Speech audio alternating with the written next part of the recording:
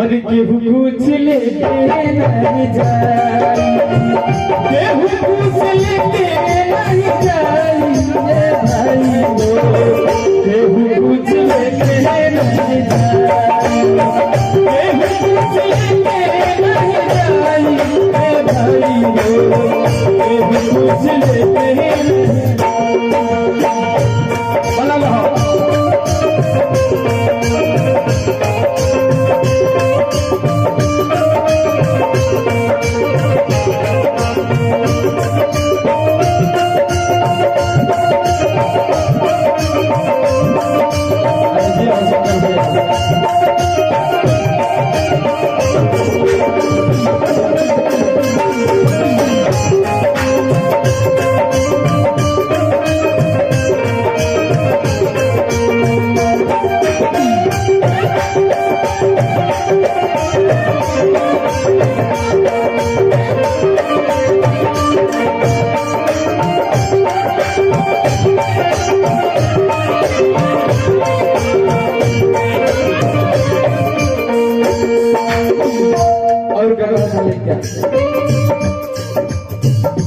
जब आदमी के घर से अर्थी उठेला अमरजीत भैया ये तू बोलत है ना किसी आई बड़ा बोले समझ ना जब फोन करत नहीं लोग भैया कहां बड़ो फिर रुक रे घरे झगड़ा कइले बैठ सब आही दादा झगड़े फरिया में नहीं रहता है, लेकिन जब घर से अर्थी उठेला अमरजीत भैया तब बियाह शादी में बियाह शादी में कहार लगे, लेकिन एहू में कहार लगे केंगा चारी कोहरिया घास के डोलिया, चारी कोहरिया घास के डोलिया बदला की सबरिया बाजारिया बदला की सबरिया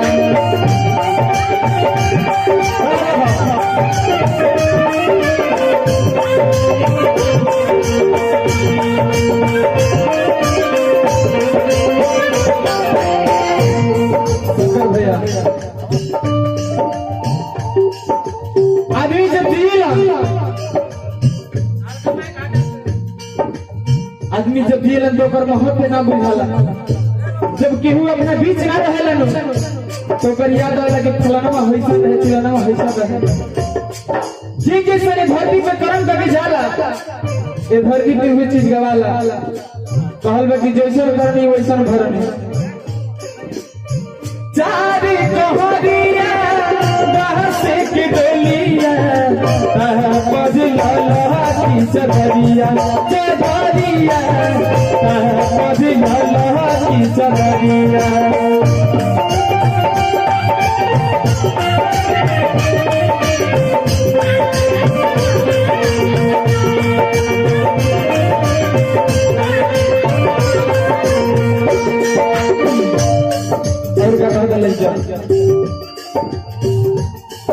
अरे सोना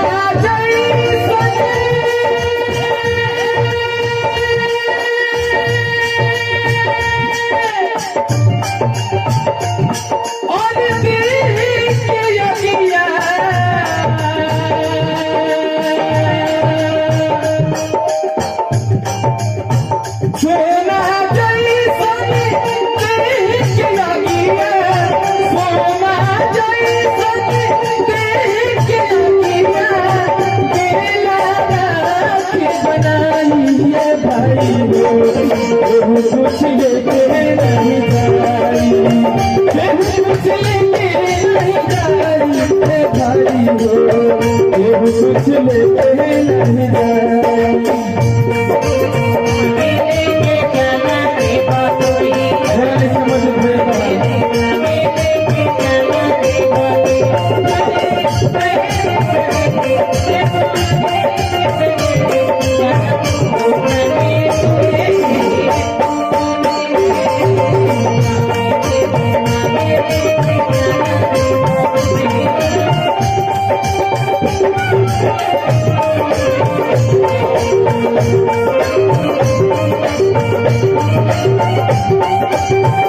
Thank you.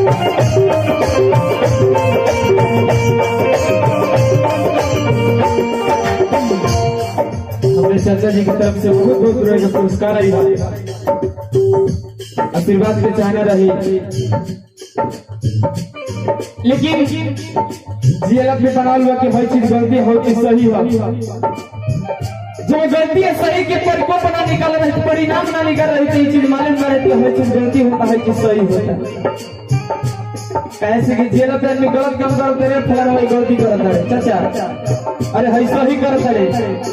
सही से कहलबा पाप योरी पूरे के दूरी को दगादी है, जे बनी जे कदम मुसाफिर मुसाफिर, जे बनी जे कदम मुसाफिर।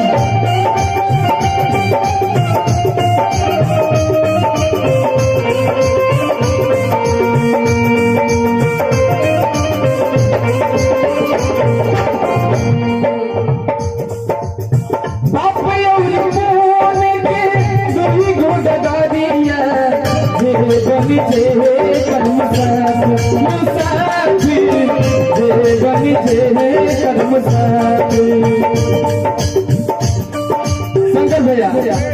लेत रहे बोल रहे कि धर्मराज के